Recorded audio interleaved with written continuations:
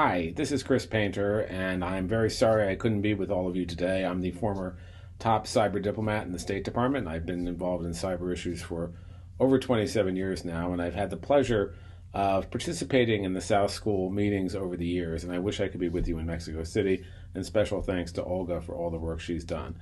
I wanted to talk just briefly today about two things. One, the fact that cyberspace, over time, and I think this is going to be true for the future, has become more and more really a battlefield both for ideas, but also a battlefield for various kinds of cyber conduct. On the one side, we see countries, in terms of the struggle for ideas, have very different views of what the internet is and how the internet should be used and what the governance models should be for the internet, whether it should be a free flow of information model that has multi-stakeholder control, or whether it's controlled by states and really is more restrictive in terms of the kind of information and censorship of actions that are going on. So that's one battle we see.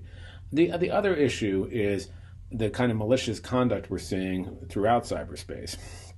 It's become increasingly a battle between states using cyberspace to perform cyber operations, but also states attacking each other in ways that we really didn't think of before. The big NotPetya worm that took down the shipping giant Maersk and others, the WannaCry worm that was propagated by North Korea, and the interference with the U.S. elections and really elections and democratic processes around the world that Russia did, which was a new hybrid form of cyber attack or cyber-enabled attack that we in the cyber community hadn't really focused on before. So the threats have increased dramatically, and the use of the internet for both good things, which is great, but also things that are challenging and threaten to undermine our societies is also there, which means that we really have, I think, more than ever, a real need for us to focus our attention on these issues, for us to essentially up our game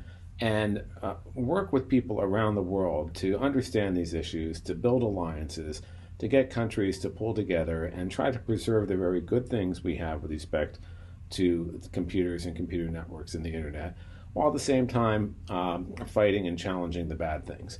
One way that we can do that, and one way that I want to talk about again a bit today, is through capacity building. Capacity building like what's being done with the South School right now, and talking to you and others over the years about all of these issues, preparing you to really engage in these debates at senior levels as you go on with your careers, but also more generally. A lot of countries really haven't dealt with these issues or are still dealing with some of these issues, and we need to reach out to countries around the world to make sure that they're up to speed on what the big issues are in the internet and in cyberspace, and what the policy choices are, and how they can really be involved in those decisions. There is something called the Global Forum for Cyber Expertise that was started during the big global cyberspace conference that started in the UK, in London, a number of years ago. When the Dutch hosted that conference, they formed this group. And it is a group that is really dedicated to not only promoting, but also coordinating the many different capacity building efforts in cyber around the world. One of those efforts is in terms of policies, for countries to have national strategies to deal with cyber that make sure that countries prioritize these issues and make sure they bring the right people to the table and they work with other stakeholders as they're forming their strategies. One portion is looking at norms or rules of the road for cyber behavior. How do we prevent conflict in the long run? One strand of work is on standards and standard setting bodies. One is on incident response and how we respond to incidents and how we work with the technical community like the computer emergency response teams. One strand of work is on cybercrime. And there's many other strands there. They're all intertwined, and it's critically important that we work together to make sure, again, that countries are prepared to deal with these issues. This Global Forum for Cyber Expertise includes not just governments. It includes academic institutions, it includes industry, it includes civil society, really from around the world. And it's really grown over the years. And I think it's critically important that we continue to work to make sure that not just countries, but individuals, civil society, and industry are all working on this topic. The other things we need to do, there are many. We need still to strengthen our own cybersecurity. We need to make sure we have policies in place to deal with that. We need to make sure that we are taking action, collective action as countries against some of these threats.